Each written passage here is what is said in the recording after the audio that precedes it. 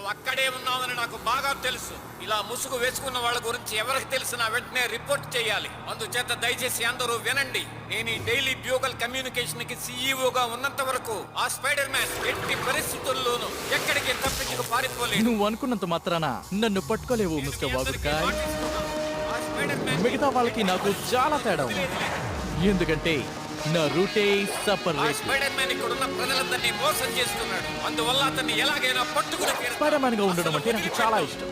ఈ హీరోయిజం ని నేను ఎన్ని రోజులు కాపాడుకోగలను నాకే తెలియదు.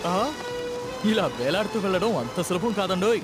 మరొక సూపర్ హీరోగా ఉండాలంటే ఇలాంటివి చేయక తప్పదు కదా. కానీ పిల్లలు, మీరు మాత్రం ఇలాంటి సాహసాలు చేయకూడదు. ప్రతిరోజు నేను మే ఆంటీ దగ్గర నుంచి కేక్ తీసుకున్న తర్వాతే ఫస్ట్ పీరియడ్ అటెండ్ చేస్తాను. ఆ తర్వాత నా బెస్ట్ ఫ్రెండ్స్ అయిన ఎంజే ఇంకా హ్యారీతో గడుపుతాను. మేము అప్పుడప్పుడు క్లాసులు కూడా ఎగ్గొడుతూ ఉంటాం తెలుసా. ఓకే, ఇక్కడేదో సమస్యగా ఉంది, మీతో తర్వాత మాట్లాడతాను.